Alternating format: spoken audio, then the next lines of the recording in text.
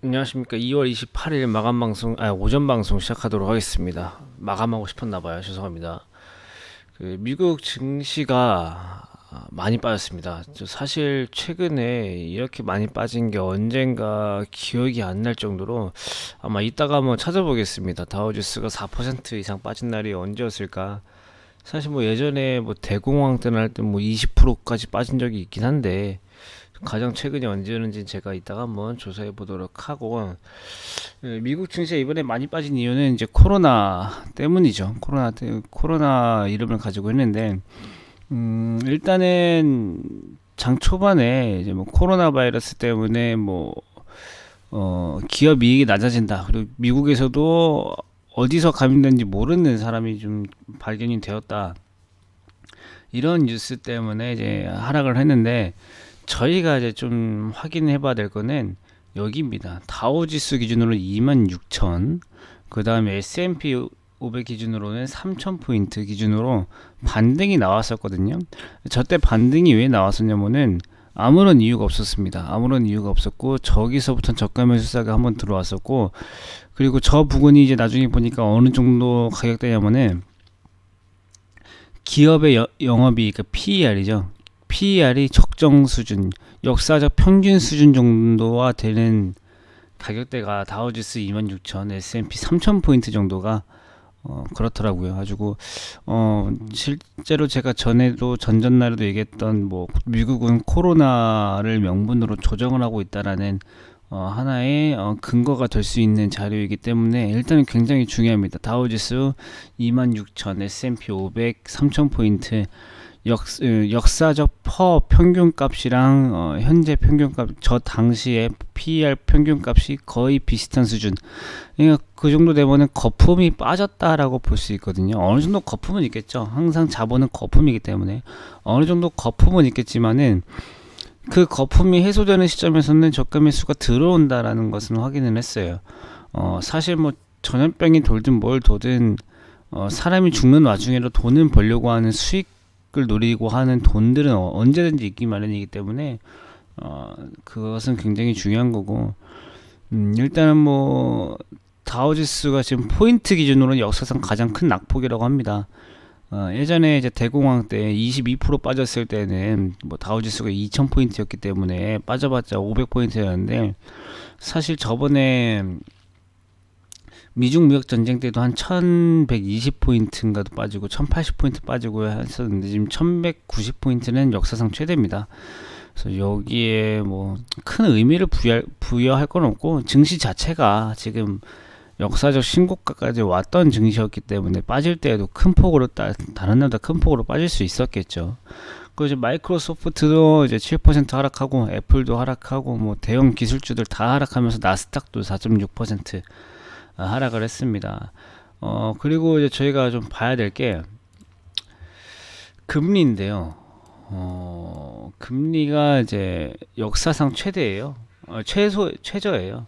10년채가 1.26, 뭐 1년채는 아니지만 10년채는 역사상 최저고, 그나마 다행인 점은 뭐냐면은 이 장단기 스프레드가 조금은 확대가 되었다. 이거 볼 수 있고, 그 다음에 또 긍정적으로 볼 수 있는 것이 무엇이냐면은 그나마 이 달러 인덱스가 너무 강했던 거기에 대한 거품도 조금 빠졌어요. 그래서 오히려 이 코로나 바이러스가 해소가 된다라고 하면은 오히려 우리 시장에서 미국 시장보다 아시아 시장이 강해질 수 있는 요인이 되지 않을까라고 볼 수 있는데, 아직까지는 좀 섣부른 판단이죠. 잠깐 뭐 지나가는 말씀이고, 일단은 사실 미국 시장 저렇게 빠졌으니까 오늘 우리 시장이 어떻게 될까 진짜 지금 고민들 많으실 텐데, 지금 현재 시간 8시 25분입니다. 일단은 뭐 야간 선물은 뭐 3,955 계약이 잠깐만요. 3,955 계약이 매도가 나오고, 그 다음에 1.75% 하락을 했죠. 일단은 뭐 미국이 사상 최대 낙폭을 기록한 것에 비해서 우리 야간 선물 시장 생각보다 괜찮았어요. 그래서 일단은 뭐 어느 정도 낙폭에선 또 저가 매수세가 들어오는 것도 보였고, 이런 것들은 좀 긍정적으로 보고, 근데 뭐 미국에서 이런 얘기도 있었어요. 한국의 코로나19 확진자가 유독 많다. 이런 것이 뭐 한국이 질병 관리를 못했다 이런 것보다는 한국이 하루에 가장 검사할 수 있는 양이 많다. 이런 뉴스가 있었습니다. 가지고 이런 것도 긍정적이죠. 그러니까 환자는 다 똑같이 늘어나도 그 환자가 확진 판정을 받아야 확진자잖아요. 그러니까 하루에 확진 판정을 내릴 수 있는 가장 큰 풀을 가진 나라가 우리나라라고 합니다. 그래가지고 가장 급속도로 증가를 하는 거는 감염자가 다른 나라랑 실제로 별 차이가 안 나더라도 우리나라는 빠르게 확인을 해서 어쩌면 가장 빠르게 잡을 수도 있는 나라다라는 평가 때문에 이런 거는 뭐 긍정적으로 볼 수 있죠. 그리고 오늘 문재인 대통령님이 국회에 가서 이제 추경을 논의를 하죠. 2015년 메르스 때 11조 추경이 나왔거든요.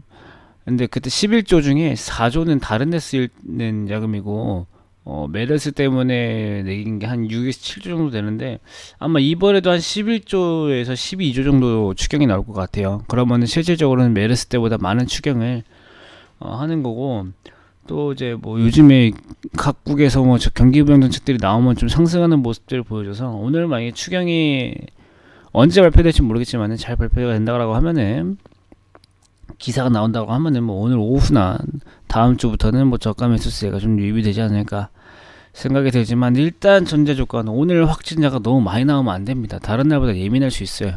미국 증시 저렇게 많이 빠졌고 한데 우리나라 확진자 또 한 4, 500명 이렇게 늘어버리면은 힘들어질 수 있기 때문에 일단은 오전에 질병관리본부가 발표하기 전까지는 일단 조금 조심하면서 보실 필요가 있다고 생각이 들고 일단은 오늘 금요일인데 섣부르게 제가 어제도 말씀드리고 그전에도 말씀드렸죠. 오늘 뭐 섣부르게 빠진다고 살 때 아니에요. 지금 조정 더 나와야 되니까 일단은 뭐 아직까지 하락장 아니에요. 뭐 고점 최근 고점 대비해서 10% 정도 빠진 거니까 10% 빠진 건 조정이라고 하거든요. 15%에서 20% 이상 빠져야 하락장이다라고 하는데 아직까지는 조정이에요. 그러니까 그 주식도 마찬가지잖아요. 주식도 어느 정도 올라가다가 10% 15% 빠진다고 이제부터 하락 추세다 이렇게 판단하기 이르잖아요. 잠깐 조정이 나와도 그 정도 빠지는 거니까. 그러니까 너무 겁먹지 마시고 일단은 잠깐 조심한다 라고 생각을 하고 오늘 금요일장 얌전히 지켜보시면 좋을 것 같습니다. 그러면은 이따가 오늘 오후에 다시 한번 정리해 드리러 오겠습니다. 감사합니다.